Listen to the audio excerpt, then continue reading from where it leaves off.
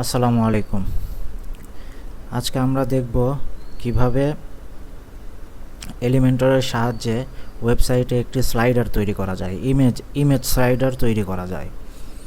তো এই কাজটি আমরা 3টি ধাপে করব। প্রথমত আমরা ক্যানভা দিয়ে গ্রাফিক্স তৈরি করব। দ্বিতীয়ত আমরা উক্ত গ্রাফিক্সগুলো ওয়েবসাইটের ড্যাশবোর্ডে আপলোড করব। তৃতীয়ত এলিমেন্টরের সাহায্যে একটি স্লাইডার তৈরি করব। চলেন প্রথমে আমরা স্লাইডারটি এখানে সেট করব। এখানে আমাদের একটি স্লাইডার সেট করতে হবে। আমার ক্লায়েন্ট এখানে একটি স্লাইডার চাচ্ছে, তো আমরা সেটাই করব। তো প্রথমে চলেন আগে গ্রাফিক্সগুলো তৈরি করি ক্যানভার মাধ্যমে। আমি এগুলো আগেই তৈরি করে রেখেছি। আমরা এটা এইভাবে তৈরি করব। তৈরি করে আমরা শেয়ার বাটনে ক্লিক করব, করে ডাউনলোডে ক্লিক করব। ক্লিক করার পরে ডাউনলোড অপশনে ক্লিক করলেই এটি ডাউনলোড শুরু হয়ে যাবে। ডাউনলোড হচ্ছে, ডাউনলোড হয়ে গিয়েছে। এখন আমরা এটা জিপ ফাইলে আছে, আমরা এটাকে এক্সট্রাক্ট করব। রাইট বাটন ক্লিক করে এক্সট্রাক্ট হিয়ার এটাতে ক্লিক করব, এটা এক্সট্রাক্ট হয়ে যাবে। আমাদের ইমেজ রেডি। এখন আমরা এই ইমেজগুলো আমরা আপলোড করব। তার জন্য আমরা ওয়ার্ডপ্রেসে চলে যাব। ওয়ার্ডপ্রেসের ড্যাশবোর্ডে গিয়ে মিডিয়া নামের যে অপশনটি আছে সেই অপশনে কার্সর নিয়ে গেলে লাইব্রেরিতে ক্লিক করব।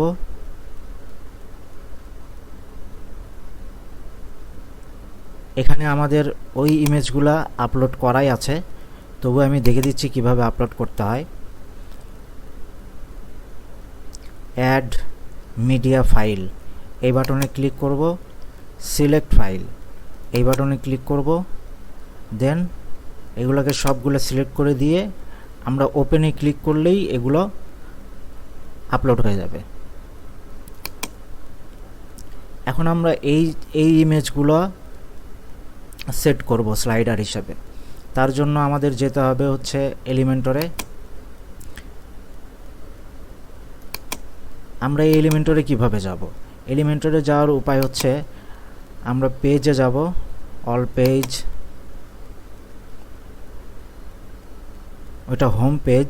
এই যে home page edit with Elementor এই অপশনে ক্লিক করব।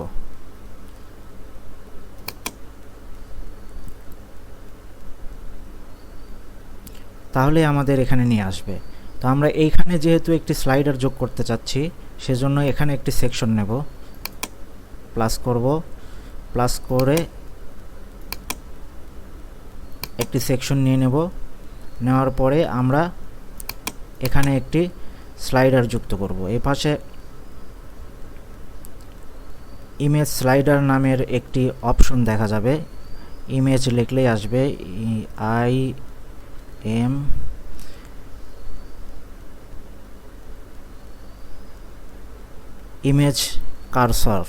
ইমেজ কার্সর এই অপশনটি আমরা নেব, নিয়ে এখানে ছেড়ে দেব।